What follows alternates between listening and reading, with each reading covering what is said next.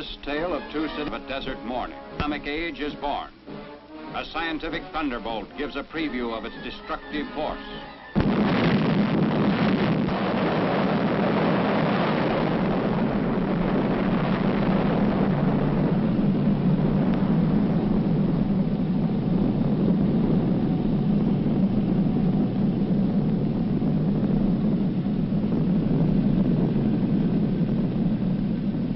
From the instant of that first blast until Hiroshima vanished from the list of living cities, closely guarded plants in New Mexico, Tennessee, and the state of Washington continued their work to shorten the war.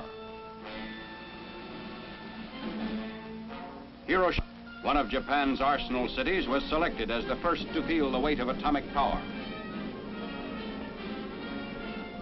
21 days after the New Mexico dress rehearsal, a lone B-29 was over Hiroshima, carrying an atomic bomb. At 8:15 in the morning of August 6, Japanese time, the first atomic bomb hit an enemy target. The bomb was aimed to explode above 0 point, a spot in the city at the junction of the Motoyisu and Ota rivers. The bomb was intentionally set to explode well above the 0 point to dissipate its radioactivity. Here is the pictorial record of the result. At 0 point, directly beneath the explosion, the soldier in the scene is pointing at the spot from which all damage to the surrounding area was measured in terms of distance from the center of the blast. Within a mile of 0 point, the devastation speaks for itself. But in these very ruins, Army cameramen have found and filmed pictorial evidence that tells in twisted steel and stone the effect of death-dealing atomic power. For example, this was the site of the main Japanese military headquarters. There were approximately 20,000 Japanese military personnel stationed here. They are among the missing. A lone concrete smokestack indicates where a bustling factory once stood. Reinforced concrete buildings seem to have withstood the explosion fairly well, the damage varying with their distance from 0 point. Within an area of a mile to a mile and a half, this type of building was the only type to withstand complete demolition and destruction. Here's a building that was actually knocked sidewise, giving you an idea of the force of the blast. The direction of the blast is graphically told by the slant of this parapet, a concrete wall. Etched in the stone base of what was the Russo-Japanese War Memorial are telltale lines, atomic handwriting for all to read. Another signpost of the direction and force of the explosion is blasted in the polished granite base of this statue. The light surface indicates the angle of the blast, 2/10 of a mile from 0 point. Many of the shattered windows pointed like skeleton fingers the direction of the atomic wind of death. On one side, blown in. On the other, blown out, with atomic tornado force. Inside, the flash burns on the chairs give eloquent testimony on the heat of the blast a mile from 0 point, which singed the mohair upholstery like a blowtorch. Hiroshima City Hall, which stood at an angle of 45 degrees to the direction of the explosion, had its doors and windows blown in, but suffered much less damage than buildings squarely in the path of the blast. The windows and doors offer mute evidence of the way the blast swept into the structures. The destructive circle within a mile from 0 point had a few notable exceptions, mainly reinforced concrete. On the edge of the area of greatest damage was a landmark, the Red Cross Hospital, which never ceased functioning, although it sustained damage. Today, it dominates the desert of a debris that was Hiroshima. Another notable exception to the general demolition was the Higashi Railroad Station in East Hiroshima, a mile and a half from the center of the blast. This building, however, suffered extensive damage. The twisted steel beams and concrete wall show the effects of the tremendous concussion.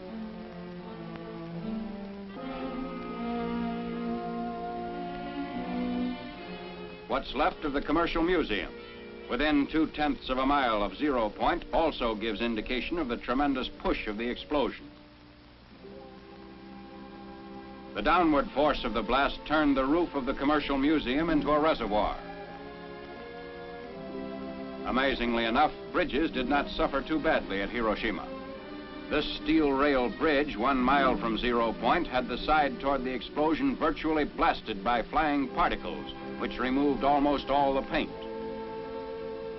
But the side away from the explosion did not need a new paint job. Roads in the area fared better than buildings or bridges. Shortly after the fires died down, traffic was resumed. Today, these highways through the ruins are again in use.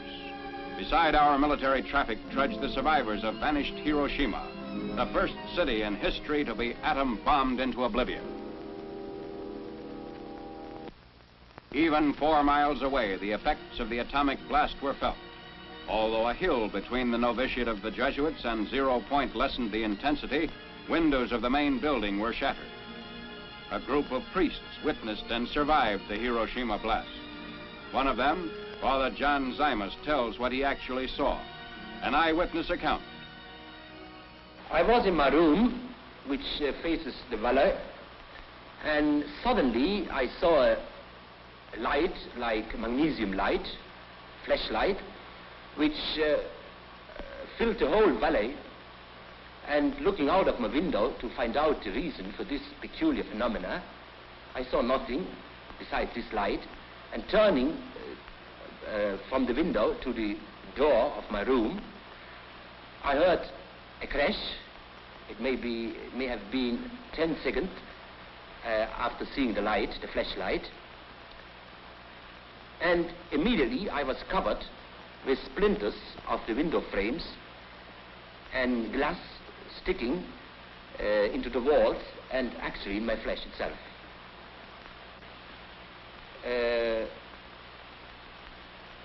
After a while, we saw a procession of people coming from the outskirts of the city up the valley. Many of them, most of them, were wounded, especially the parts of the body which were not covered by clothes, like hands, feet, back. All of us who lived to this experience at the spot estimate the numbers of death at least as 100,000. What is your opinion as to the story that the ruins of the city emitted deadly rays? Well, I think that it's just a rumor, because I myself and others of us have worked in the city itself immediately after the explosion for several hours, and we felt no ill effect at all.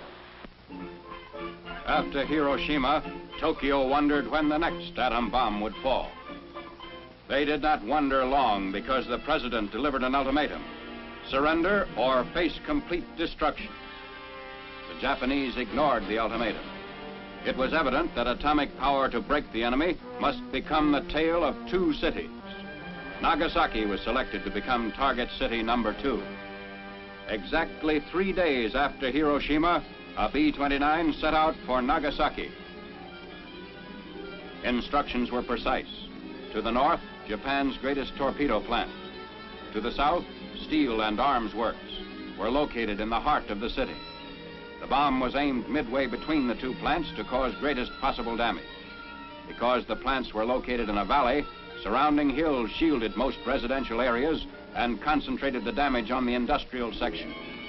At 10:58 the morning of August 9th, the bomb was exploded above the city, and in the towering mushroom, Japan could read its doom. This was more than a routine bombing. It was the funeral pyre of an aggressor nation. The bomb had been purposely exploded high, so that the greatest part of its radioactive material was dissipated in the stratosphere.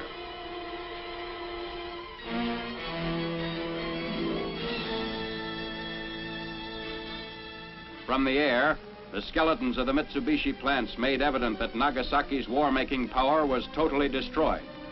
For the valley area of little more than 3 square miles, blast and fire reduced the industrial plants and surrounding buildings to blackened rubble.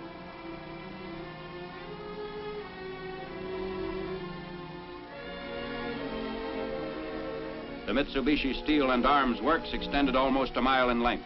Before the blast, these were modern buildings constructed like our own American factories. Closer examination of the ruins shows the same complete destruction that characterized the ruins of Hiroshima.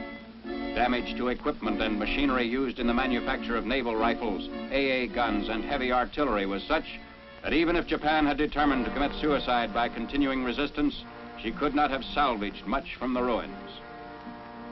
Smokestacks bent but did not break before the blast. And roads were unaffected, people using them without ill effect shortly after the explosion. The ruins revealed beyond doubt the existence of the shadow factories the Japanese had set up in the nearby residential areas of the industrial valley. You have seen the swath of destruction created by atomic power in this tale of two cities. The world's greatest minds in science, statecraft, and military matters are wrestling with the problems created by the atom. On this spot, outlined in stone, is a figure representing the average man, regardless of his race or creed.